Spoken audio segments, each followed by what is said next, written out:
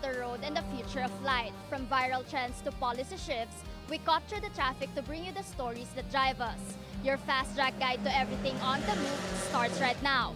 From Billionaire News Channel to Mellow 947 BFM, I'm Gie Barroga, and this is Shift Happens.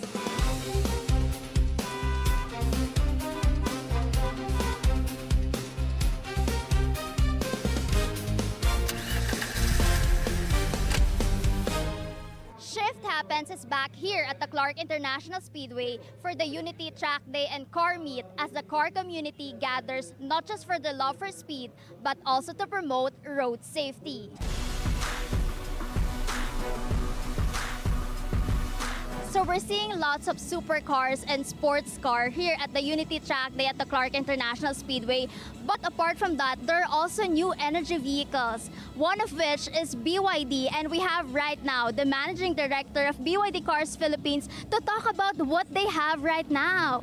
Sir Bob Palanca. Hello, good to see you here. Yes. Thank you for coming. Thank you for joining us. And it's kind of surprising to see a new energy vehicle at the track.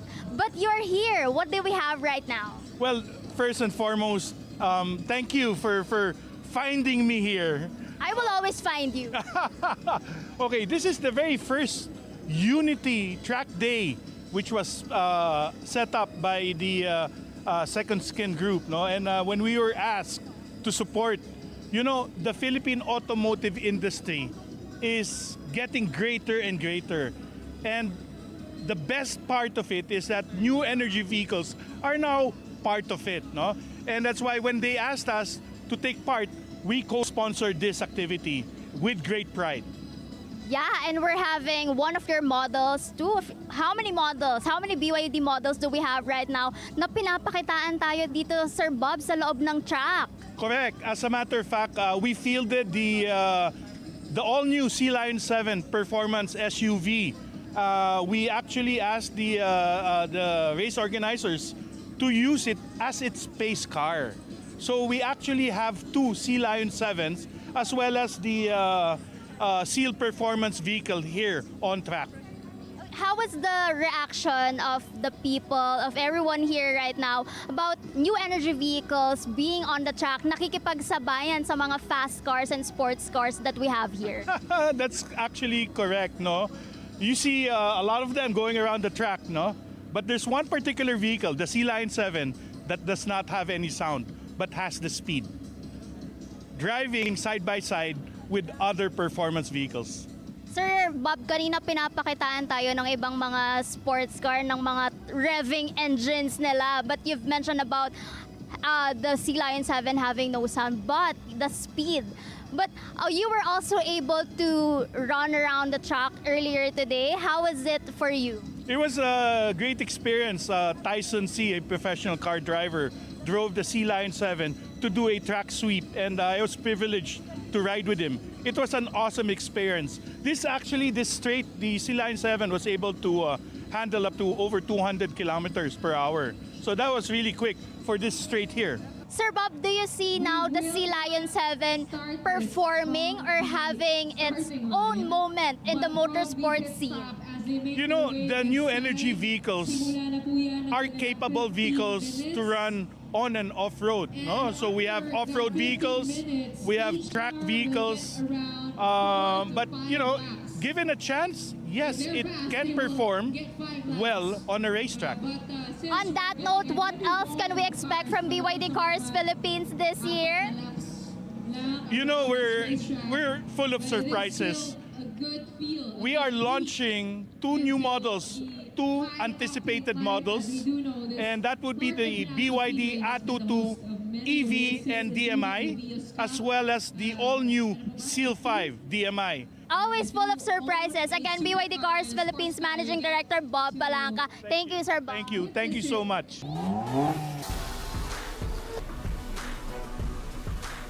Okay, so Tito Carlos and Alonso, we're here at the track day at Clark International Speedway. So, what are your thoughts about the cars that we have right now? It's like a wide variety.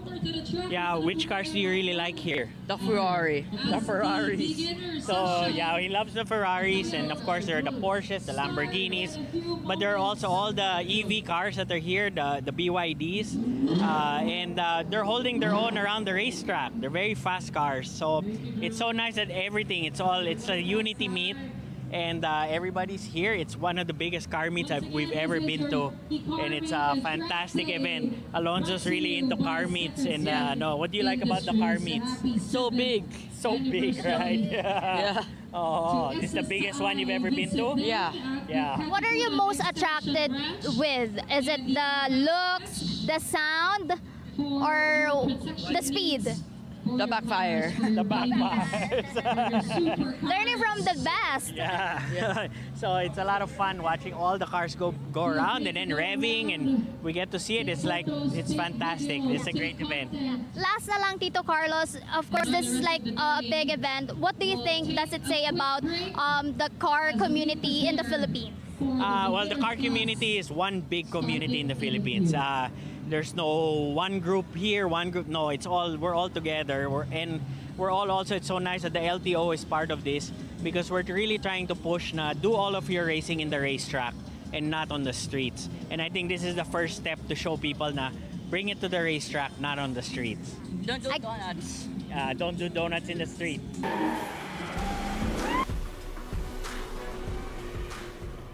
Alonso, you're also racing already, right? Yeah. Okay, so were you able to run at Clark International Speedway, and how was it for you? Good, very quick. Very quick. Yeah, he's done a few laps around here in his car, even if he's young. But over here in the racetrack, you're allowed to do it because it's a very controlled environment.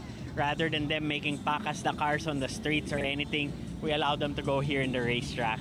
That's also how Inigo started. So we're looking a new breed of racer right here. Again, yeah, he is Carlos Anton and Alonso Anton. Thank you so much.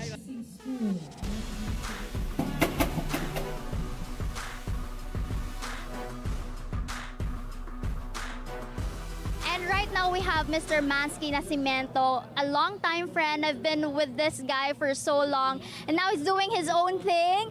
But I would like to get your thoughts about today's event. What do you think about people coming together for their love for cars, their love for speed?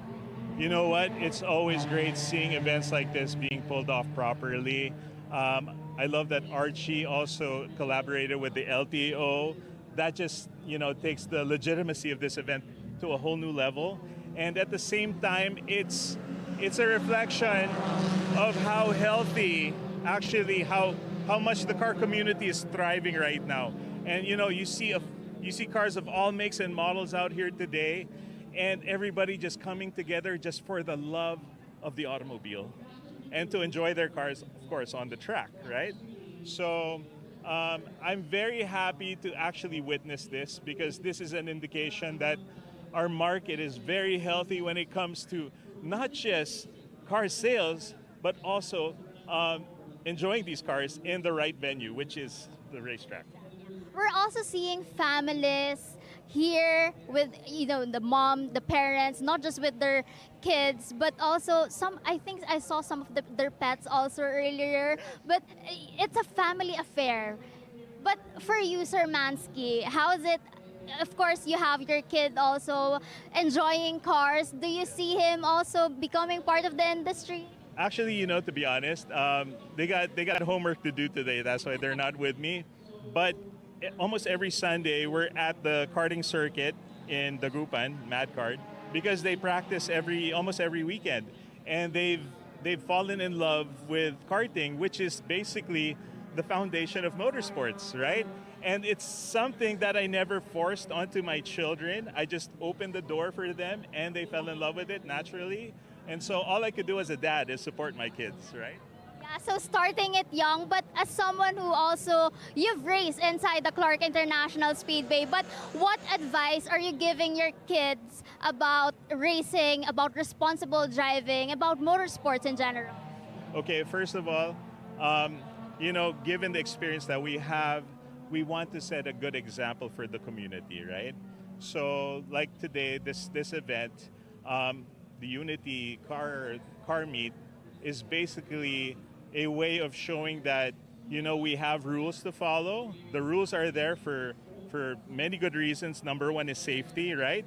And of course, when we're all following the rules, we can enjoy the event naturally, right? So the way I see it, I have to set a good example for the next generation, like my children, by being a responsible driver and responsible car owner. We're also seeing some RC cars right now. So it's not just about the big cars, but also the small cars. So it's all connected, actually, when you think about it. So I started with remote control cars when I was a kid, and that translated into an actual love for the real thing, So these things are all connected, and the best part, it brings families together. lastly, Sir Manskee, your hope for the motorsports industry in the years to come. Well, of course, we know that local motorsports has its share of challenges, and we hope that a lot of car brands would consider getting into motorsports, because a lot of Filipinos not just love to drive, but they love to hit the track. And so we want to promote responsible motorsports, meaning we don't do street races and stuff like that. There's a proper venue to enjoy our cars, especially if it's the performance type like this Lamborghini behind you. And this is the perfect venue for that. And so what we want to do is encourage responsible motorsports through responsible car ownership and driving. And the thing is, when you train yourself in motorsports, it makes you a better driver in the real world, right? So I think driving here in the Philippines, we know that it gets really crazy out there sometimes. So defensive driving is key. And with that comes, properly educating yourself and training yourself. And a lot of the programs that I've experienced here in the Philippines teaches you the skills that not are only essential for motorsports, but for daily driving. Apart from the supercars and the sports cars that we're seeing, we also have seen new energy vehicles on the track right now, running alongside all these fast cars. What are your thoughts about that? And do you think there is a future for these electrified vehicles inside the track? Definitely. I think, this is something we cannot dodge anymore. New energy vehicles is going to be part of the lineup of cars offered in the local market. But one thing's for sure, I think the experience should be the same. A lot of these newer cars, the new energy vehicles, the engineering that goes into them is pretty phenomenal. We're talking about guys who designed these cars that actually enjoy driving, like the traditional ICE vehicles, right? So the way I see it, we need to embrace, what's coming. The future is inevitable, and it's in new energy. So be it hybrid, be it fully electric, it's nice to have all these options available for us. Again, he is Manskee Nascimento of Manskee Photography. He oh my God, the photos that he's getting, oh my gosh, talaga, the best. Thank you so much for your time. Having me. Wow, what an honor to be in this interview. Thank you so much, BNC. Thank you, Sir Manskee. Up next, we'll try out one of the RC cars here at the Clark International Speedway and discover how the love for cars transcends every size. Stay tuned to Shift Happens on Mellow 947 BFM and Billionaire News Channel.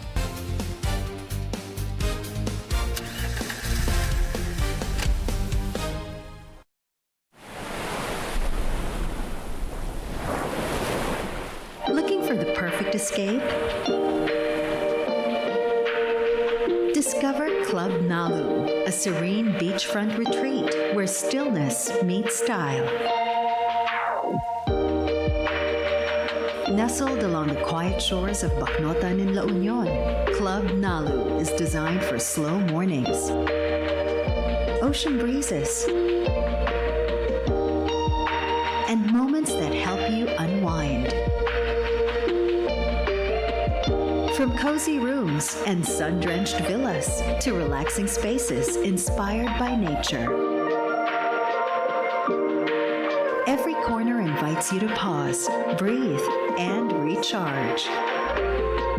Club Nalu. Come as you are and leave feeling a little lighter. Book now at clubnalu.ph.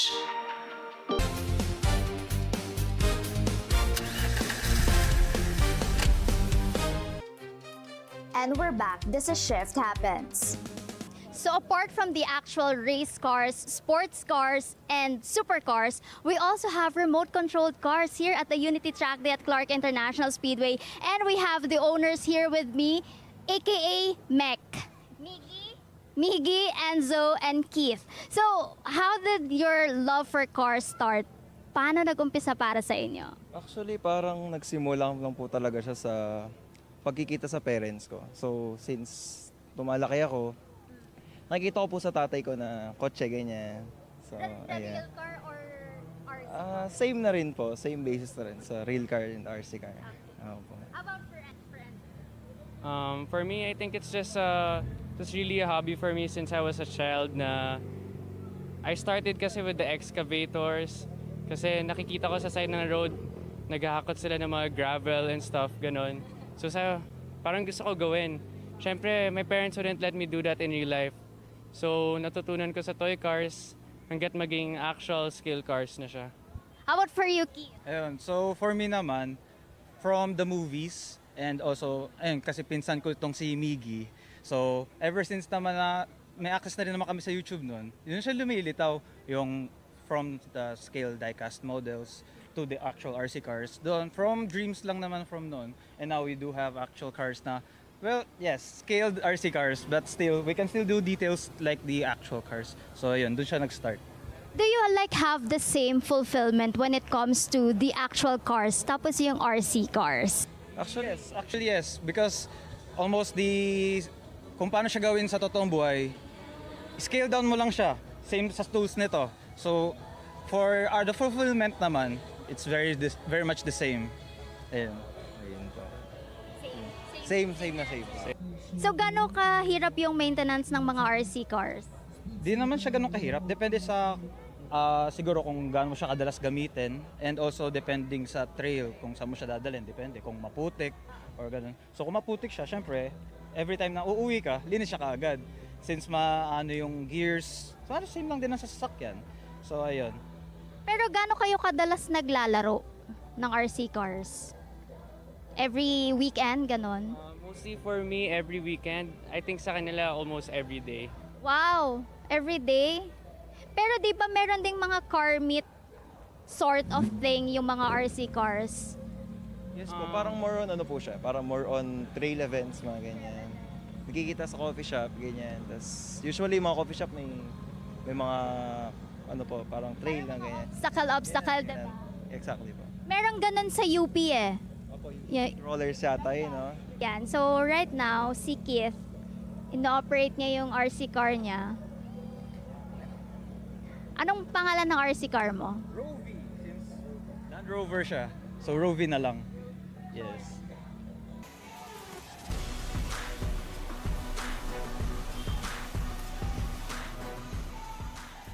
Pero you have background also with racing. Have you tried racing in the past? And kamusta yung experience doon?